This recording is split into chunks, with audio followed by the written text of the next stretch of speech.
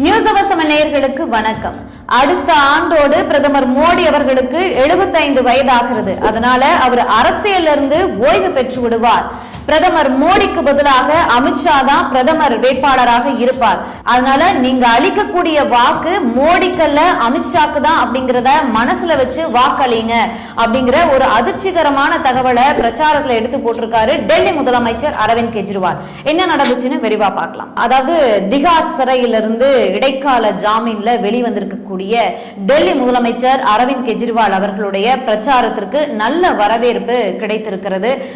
அவர் திகார் சிறைக்கு எதுக்காக போனாரு, இதற்காக தான் போனாரு, நாங்க 2 வருஷமா சம்மன் அனுப்பினோம் அப்படிங்கிற மாதிரியான பல்வேறு விஷயங்களை மேடையில பாஜகவினர் பேசிக் கொண்டிருந்தாலும் அரவிந்த் கெஜ்ரிவாலுக்கான ஆதரவு கூட்டமானது அலையலையாக திறந்து கொண்டுதான் இருக்கிறது. அந்த வகையில அவருடைய பிரச்சாரமும் ரொம்பவே தீவிரமாக இருக்கிறது. பிரச்சாரத்தில் ஈடுபட்டு இருக்கும் போது பிரதமர் மோடி அவர்களுக்கு 75 வயதாகிறது. அதனால அடுத்த ஆண்டோட அவர் அரசியல் இருந்து ஓய்வு பெற்று விடுவார்.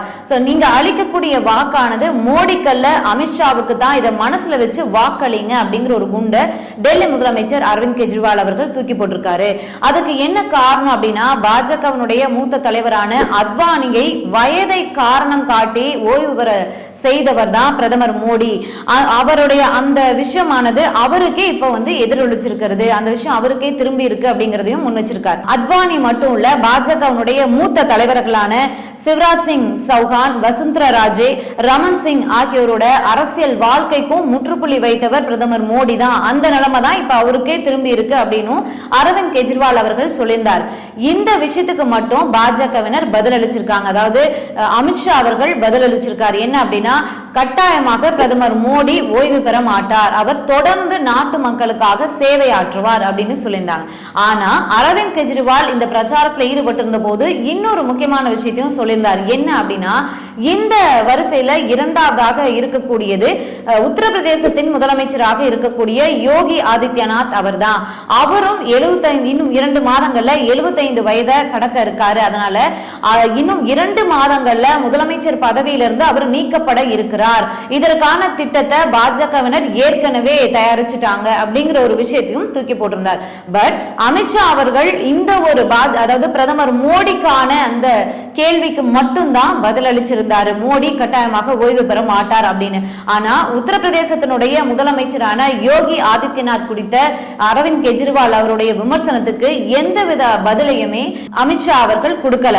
சோ இதையுமே முன்னெடுத்து அரவிந்த் கெஜ்ரிவால் இரண்டாவதாக என்ன சொல்லியிருக்கார் அப்படின்னா, மோடி அவர்களுக்கு மட்டும் பதிலளித்த அமித்ஷா ஏன் யோகி ஆதித்யநாத் அவருடைய விஷயத்துக்கு பதில் அளிக்கல? அப்போ கண்டிப்பாக இன்னும் 2 மாதங்கள்ல உத்தரப்பிரதேசத்தின் முதலமைச்சராக இருக்கக்கூடிய யோகி ஆதித்யநாத் தூக்கி எறியப்பட இருக்கிறார் அப்படிங்கிற மாதிரியான விஷயங்களையும் அரவிந்த் கெஜ்ரிவால் அவர்கள் பேசியிருக்கார். இது ஒரு பக்கம், அதாவது அரவிந்த் கெஜ்ரிவால் ஒரு பக்கம் இருக்காரு அப்படின்னா, இன்னொரு பக்கம் பிரியங்கா காந்தி, காங்கிரசினுடைய பொதுச் செயலாளராக இருக்கக்கூடிய பிரியங்கா காந்தி ரொம்பவே தீவிரமான பிரச்சாரத்துல ஈடுபட்டு இருக்காங்க.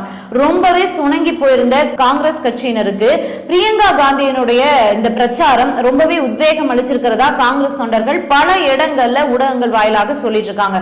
சில நேரங்கள்ல அவருடைய ஆக்ரோஷமான அந்த பேச்சையெல்லாம் பிரச்சாரத்தை எல்லாம் பார்க்கும்போது இந்திரா காந்தி அவர்களையே நேர்ல பாக்குற மாதிரி இருக்கு அப்படின்னு காங்கிரஸ் தொண்டர்கள் ரொம்பவே உற்சாகமா தேசிய ஊடகங்களுக்கு பேட்டி அளிச்சிருந்தாங்க. இதையும் நம்ம பார்த்திருந்தோம்.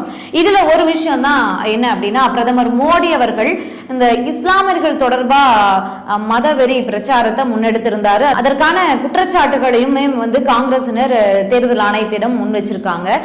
ஆனா பேசும்போது இஸ்லாமியர்கள் ஊடுருவல்காரர்கள், காங்கிரஸ் ஆட்சிக்கு வந்தா நாட்டின் சொத்துல இஸ்லாமியர்களுக்கு தான் முன்னுரிமை அளிப்பாங்க, காங்கிரஸ் ஆட்சிக்கு வந்தா இந்துக்களுடைய தாலியை கூட பறிச்சு இஸ்லாமியர்களுக்கு கொடுத்துடுவாங்க அப்படிங்கிற மாதிரியான ரொம்பவே கடுமையான மத வெறுப்புணர்வை தூண்டக்கூடிய வகையில இந்த முறை பிரதமர் அவர்களுடைய பிரச்சாரமானது இருந்தது. இந்த பிரச்சாரத்துக்கு தக்க பதிலடிய பிரியங்கா காந்தி அவர்கள் கொடுத்திருந்தாங்க. பிரதமருக்கு மட்டும் இல்ல, பாஜக மூத்த தலைவர்கள் அமித்ஷா ஆகட்டும், யாராக இருக்கட்டும், எங்க என்ன பிரச்சாரத்துல காங்கிரஸை சாடுகிறார்களோ, தவறான தகவலை முன் வச்சு பிரச்சாரத்துல ஈடுபடுறாங்களோ அவங்களுக்கெல்லாம் உடனுக்குடன் தக்க பதிலடிய பிரியங்கா காந்தி அவர்கள் கொடுத்துட்டு இருக்காங்க.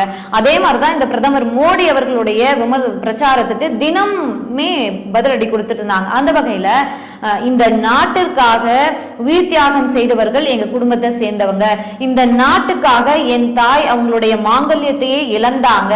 இதையெல்லாம் நாங்க என்னைக்காவது பேசியிருக்கோமா? மக்களிடையே பேசி நாங்க வாக்கு சேகரிச்சிருக்கோமா? இது மோசமான மத வெறுப்புணர்வை தூண்டக்கூடிய தவறான பொய் பிரச்சாரம் அப்படிங்கிறதையும் முன் வச்சிருந்தாங்க. அதே மாதிரி மத்தளத்துக்கு இருபுறமும் அடி அப்படிங்கிற மாதிரி ஒரு பக்கம் பிரியங்கா காந்தி, ராகுல் காந்தி அவர்களுடைய ரோட் ஷோ, தீவிர பிரச்சாரம், தக்க பதிலடிகளை கொடுக்கிறது அப்படிங்கிற போது இன்னொரு பக்கம் டெல்லி முதலமைச்சர் அரவிந்த் கெஜ்ரிவாலுடைய தீவிர பிரச்சாரம் அப்படின்னு பாஜக இவங்க ரெண்டு பேருக்கு இடையே சிக்கிட்டு தவிக்கிறாங்க.